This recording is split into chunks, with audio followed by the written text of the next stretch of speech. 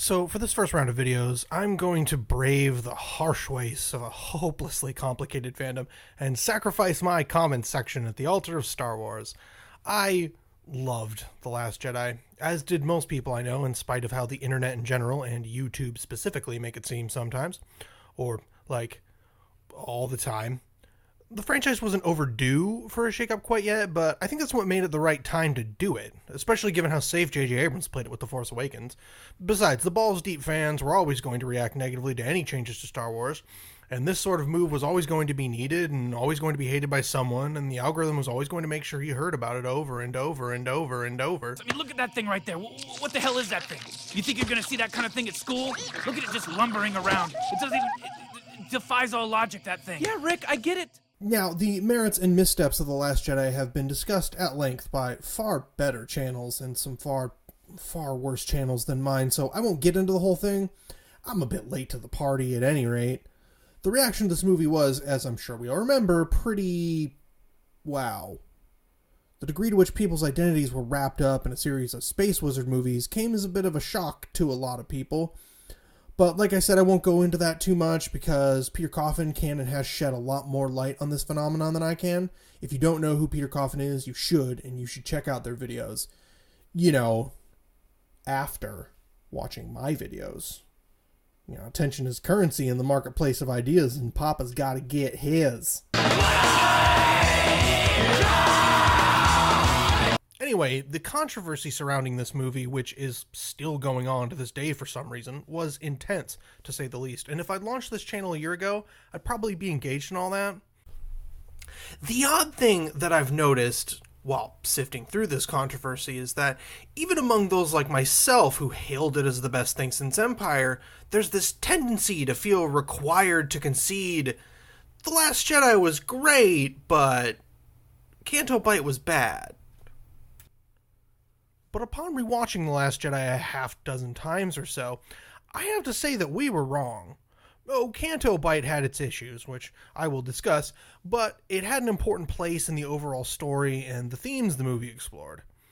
Canto Bight was good. And so was Rose.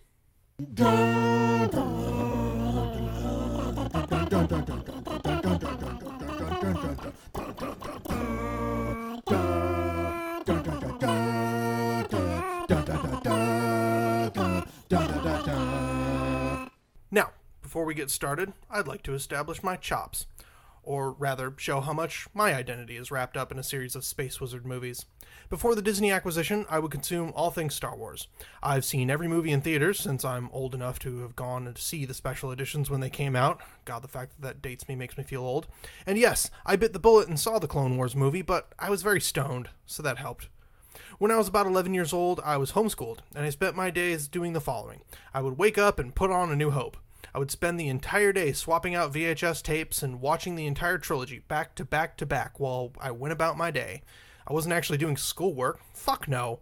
I was either reading the Young Jedi Knights books or building Star Wars ships out of my Legos well before you could buy Star Wars Lego sets.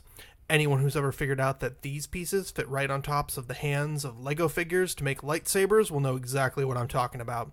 My sister and I once built a Super Star Destroyer out of Legos. Now, it didn't look anything like a Super Star Destroyer, and it would have fallen apart if we tried to pick it up, but we built it, goddammit. Anyway, here's my list. Now, back to the video proper. I want to start by addressing the common complaints I've seen leveled at the Canto Bight sequence and explaining why I lumped Rose Tico in with it.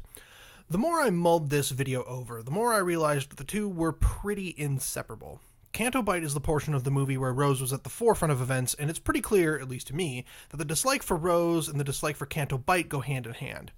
I'm not going so far as to say that racism and misogyny are the reason people hate this part of the movie, but I'm pretty sure that the fact that it's basically a woman of color showing another person of color how disgusting capitalism, war, profiteering, class structure, and animal cruelty are, all while walking around a casino full of people who are either white or coded white, had an effect.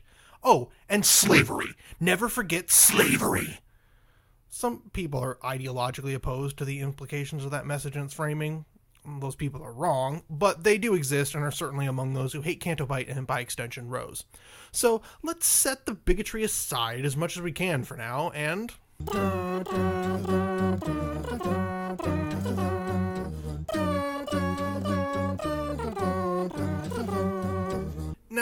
particular criticism is difficult to argue with, because if it felt out of place to you, then it felt out of place to you, and all the bar graphs, but where the bars are actually lightsabers, in the world isn't going to be able to convince you that you don't feel that way.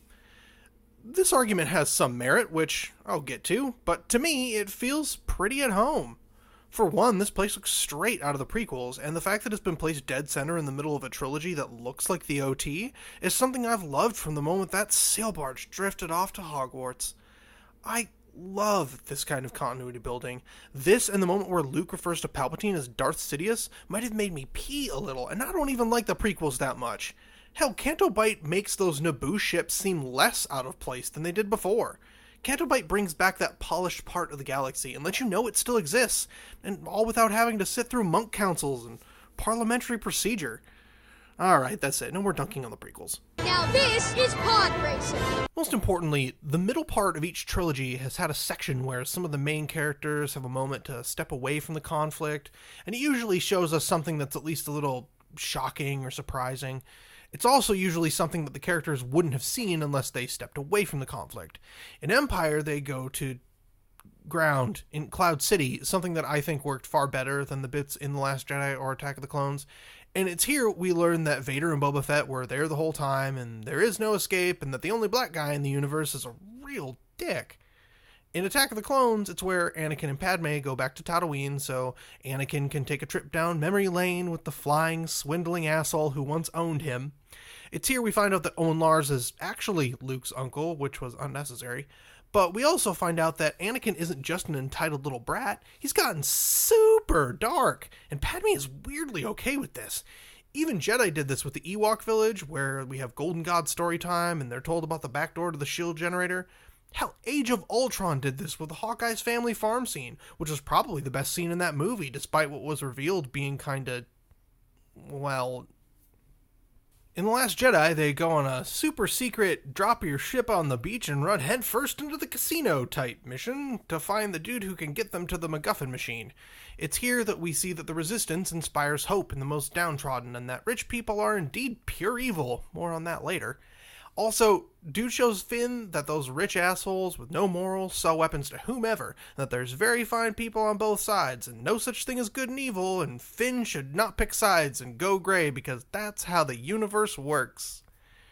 Right now, I feel the need to point out how many complaints I saw regarding this as being a huge affront to Star Wars, because that's not how the Force/the Star Wars universe works, and how can Rian Johnson even imply something like that? These people seem to have missed the very important part about DJ being wrong. Just like how Kylo was wrong about letting the past die, and Luke was wrong about ending the Jedi, all the times where the film seems to question the thematic bones of the franchise as a whole, the person who's calling it into question is proven wrong. Good and evil exist, the Jedi are a necessary force for good in the galaxy, and where we come from matters, even if it's nowhere, especially if it's nowhere. If anything, The Last Jedi is celebrating these things by calling them into question, and then slapping the question down. These fundamentals are upheld, while the subversion was all done on the surface level, i.e. the Master is not always the true villain nor the true legend, magical golden cities cover up the horrible practices they're built upon, sometimes the scoundrel just betrays you, people with purple hair sometimes have good ideas, you get the picture. Now, this folds into the next common complaint. This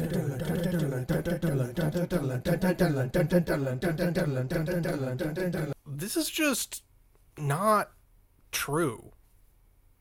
I don't know how else to put that. It's just not true.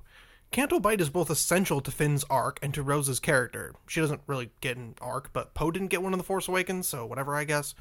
As I was saying in the last subsection thing, DJ tries to convince Finn that he should stay out of the war, something he's been trying to do since the first 5 minutes of this trilogy. Then DJ says he needs payment and takes the only thing Rose has to remind her of her very recently deceased sister, so he comes off like a real asshole. But then it turns out he just needed it to help them, and he gives it back. Yay! Maybe this guy's not so bad after all, and maybe the things he said that Finn was totally thinking were right? Wrong. When he betrays them and what remains of the Resistance, he shows that he's willing to work for whatever side will help him despite what the right thing to do is, making him no better than those asshole war profiteers. This takes his whole moral equivalence argument from sounding like, hey man, There's no real right side in all this. Both sides do it. You might as well just stay out, because there's a whole system of oppression here that won't change no matter who wins. To sounding like, hey man, these slave-owning, animal-abusing war profiteers really got this morality thing figured out. Just do what they do on a smaller scale. This demonstrates to Finn that if he wants to be a good person, he has to pick a side. Well, one side in particular. Which is precisely what he's been trying not to do since he got that sweet handprint paint job on his helmet. He realizes that the part of himself that DJ represents is wrong. He even says, "You're wrong." And DJ, despite his abject wrongness, gives a one-word response that may go down as my favorite line in all of Star Wars history. Maybe. Chills. Anyway, that's what gives his duel with Phasma its weight.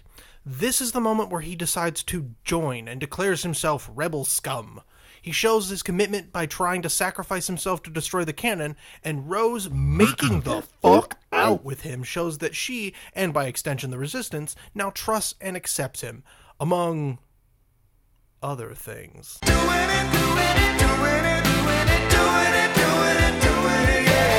Which brings me quite nicely to every hater's favorite punching bag, Rose Tico. Canto Bight is the sequence where we actually get to know this character. Here she tells us her backstory as a child slave for the First Order, and how growing up in a place like Canto Bight and experiencing such disgusting inequality informs her sense of morality. One that, I might add, is actually in keeping with the black and white morality of Star Wars as a whole. She's the angel on Finn's shoulder to DJ's devil, and as such is essential to Finn's arc. While DJ represents who Finn could become, Canto Bight shows us where Rose came from, so as I said before, it's practically impossible to take her and this place separately. Seeing the slave children inspired by her and Finn, and later Luke, mirrors her experience as a child, and shows us what that kind of hope can do for someone.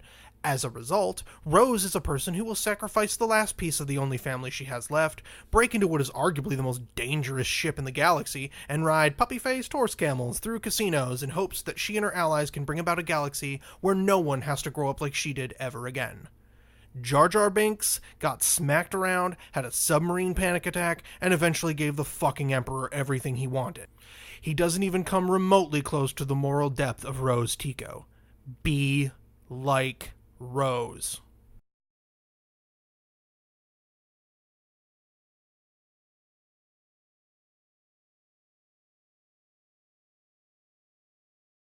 Of course, I would be remiss if I didn't address the idea that it should have been Poe who went with Finn to Canto Bight. While this definitely would have been fun, and if DeviantArt and Tumblr are any indicator, I think we all would have loved to see them kiss in front of an explosion, this idea creates some story problems. Firstly, Canto Bight doesn't quite work without Rose's backstory and moral compass. Yeah, you can give that to Poe for sure, but that changes what his character is about and robs him of his arc. Instead of being forced into a leadership role and learning how to make the right calls and not send people off on harebrained tasks that very nearly get those people killed, he's now a guy who's carrying out those harebrained tasks and leaving the leading a mutiny and jumping to hyperspace part to someone? 3PO, I guess? Which brings me to the other issue, that it leaves us without a point of view character for what's going on at the fleet, which is where the central conflict is actually happening. Now, you could have had the fleet POV character be someone like Lieutenant Connix, for example, but the conflict with Holdo, who we don't know or trust, only works if it's through the eyes of a character we know and trust, and unfortunately, no one else really fits the role, because Connix is the closest second to Poe in this regard, and I had to look up the name Lieutenant Connix on Wikipedia. None of us really know who she is. And no, Leia wouldn't work either. Not only are these movies not about that generation of characters, but Leia outranks Holdo, and the uncertainty and conflict around her are the only thing that make the fleet parts more than just a low-speed car chase. But, I can hear you typing, why not just have Lieutenant Connix go with Finn to Canto Bight? Sure, this sounds good.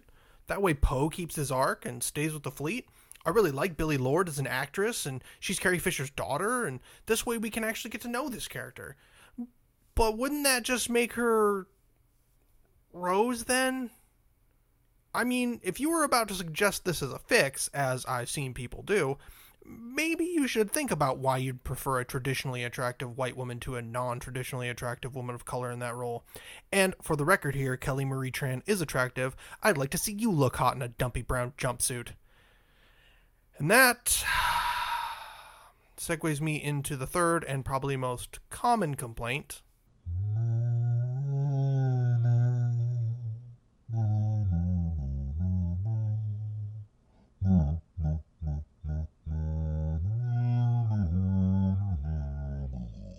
I know I said we were going to set the bigotry aside, but I lied. So, this criticism is ridiculous, but I feel I can wrap my head around it. As far as the complaint that it's too political, well, it's silly. For starters, all art is political. For seconders, everything is political. Or have you been under a rock for the last forever? This is, of course, the franchise where the heroes are a diverse, scrappy group inspired at least in part by the Viet Cong, while the bad guys are actual space Nazis who only recently started allowing white human women into their club, which was started by a guy who came to power by using lies to start a war to justify the erosion of civil liberties so that he could seize power. If the original trilogy were made today, I have no doubt that the various right-wingers of the internet would be calling it a hot SJW mess or communist propaganda. Star Wars has always been pretty in-your-face with its politics, like it or not. But I think that most people who make this complaint are perfectly aware of this. What I think is that they are just reading way too much into this scene and injecting their own politics into the mix. And that's okay, I'm guilty of this too. When I started writing this, I assumed that when I got to this part of the video, my take would be all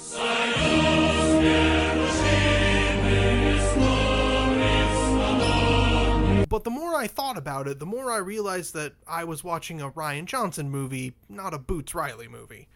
Oh, and how I said earlier that rich people are pure evil. That's a joke, boy. You missed it. Went right past you. You gotta keep on your toes. Toes, that is. The fast ones get right by you. Keep your ears open. I don't think that rich people are pure evil. Well, not all rich people. And I don't think that the Canto Bight sequence is saying that either. Yeah, this movie shows some disgusting displays of exploitation and wealth inequality, but those are systemic problems, not personal ones. I mean, yeah, this guy's a total asshole, and I'm pretty sure he would be, even if he didn't have animals and children to abuse. He didn't create the machine with slaves at the bottom, war profiteers in the middle, and a fascist military led by Space Voldemort at the top. He's just a part of that machine. Now, I would argue that that machine is capitalism, and that exploitation is inherent to it, but again, that's me injecting my own, admittedly awesome, politics into this. The real statement this scene is making is that since there is a whole underlying system of oppression, the heroic acts of an individual won't solve anything.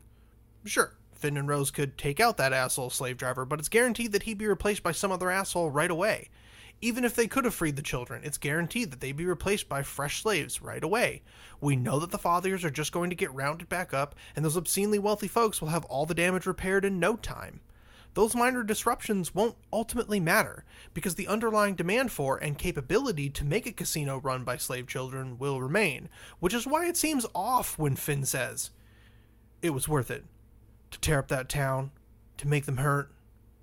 Who would have guessed that we'd come across another line that made people angry because they didn't understand that the person saying it was wrong, or rather, why they're wrong? Because anyone who thought about it for more than a couple seconds knows that they didn't hurt anything. What made it worth it was the hope they inspired in those kids.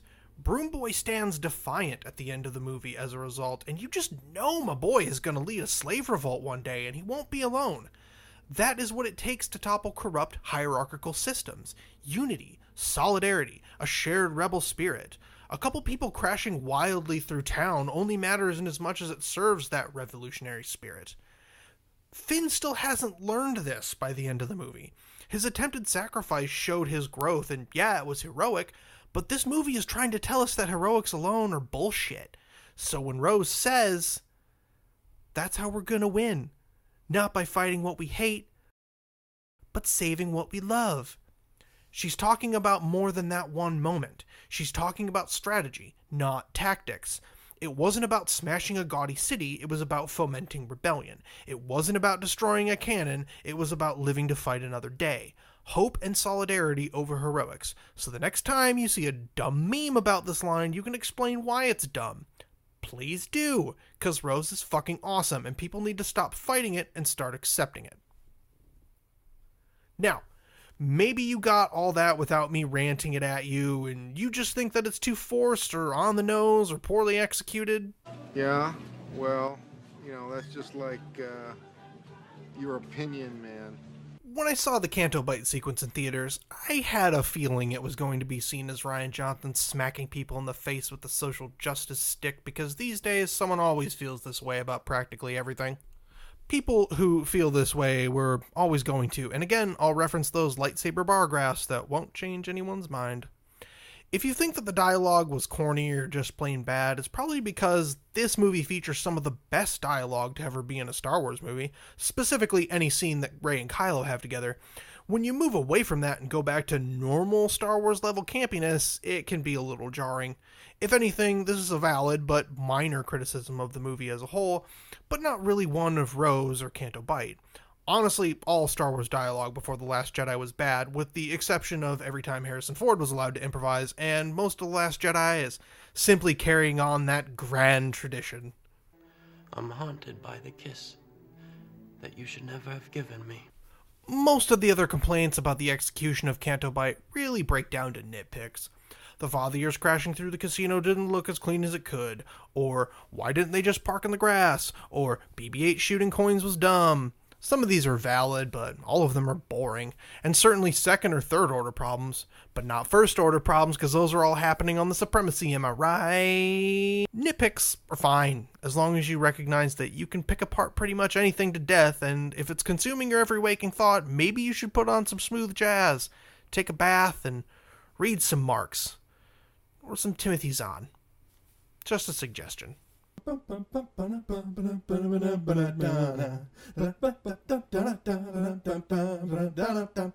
By now, I hope you'll have gathered what I think worked about Canto Bight. It serves as an aesthetic bridge between the prequels and the rest of the series. It essentially is Finn's arc, and it actually makes me like Rose more and more with each rewatch. I think it depicts the political statements it's trying to make well, and I agree with them. Most importantly, without it, the movie would lack the only part of it that makes the galaxy feel large and diverse, and the only part that gives it a sense of adventure that is essential to anything Star Wars.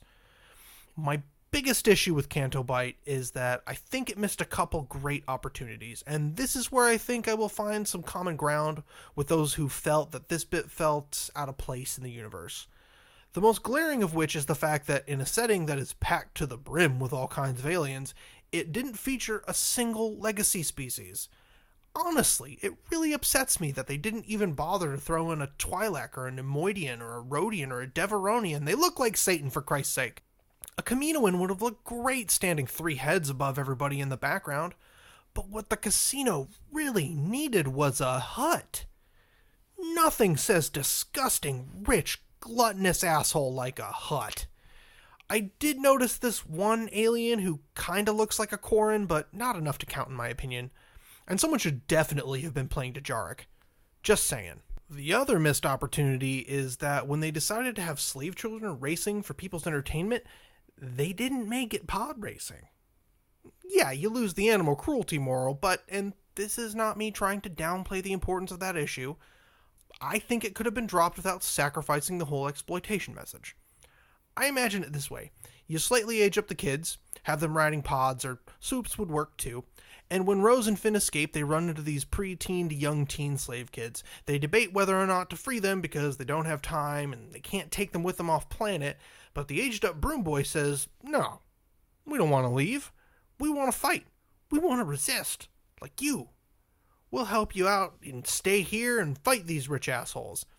Now you have a fucking pod racer gang who can fuck up weapons operations around Canto Bight. Yeah, Disney might not be 100% on board with child terrorists, but I think it works.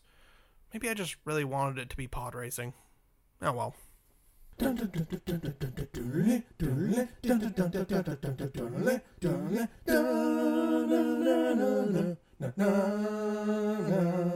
Some random complaints about other bits of the movie that I can't not address that just irked me something fierce. First, Rey does not best Luke in their little duel. Seriously, watch it again. Luke is 100% in control. He disarms her easily, and while it looks like he falls, he only touches the ground when Rey lowers the lightsaber. If he wanted to, I'm sure he could have force-chucked her into fucking space. Second, if you didn't like the Porgs, that's fine. I don't get why you don't, but you have to give them props for creating the Porgs as a solution to the problem of there being too many puffins on the island to edit out. Thirdly, the people who think that the shot of Luke swigging that green milk was some sort of cringy moment indicative of how bad the movie was need to have a long, hard think about their ability to have fun. Because Luke going back to his farm boy roots and doing gross stuff while giving Rey a look that says, "I could do this all day, can you?" was fucking awesome. Finally, anyone who claims that we didn't get the Darth Vader hallway scene but for Luke that we needed must have been in the bathroom during the scene where Luke projects himself into the minds of hundreds of people across the fucking galaxy to win a fight while never attacking once. I'm not sure I can conceive of a more Jedi way to go out.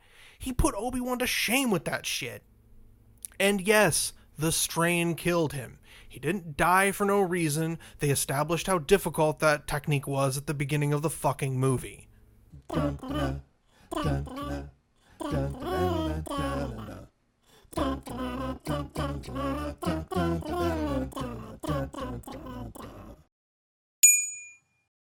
Yes, Canto Bight was good. Yes, Rose was good.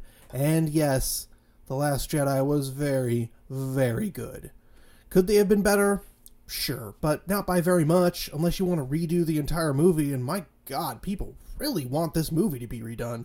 I'm sure someone is rewriting this movie as I record this, but in the end, it won't matter, because we're all just jackasses with internet access. Before I go, I want to say that this is intended to be the first installment in a series where I'll defend things that are commonly regarded as bad, whether rightly or wrongly. Wrongly, in this case. Playing devil's advocate was something I always enjoyed, even as a kid, and if this is well received, I'll be making more of them.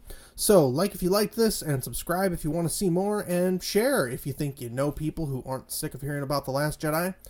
Alright, now, I'm gonna go do my math homework. God, I can't believe I'm 33 and I still have math homework.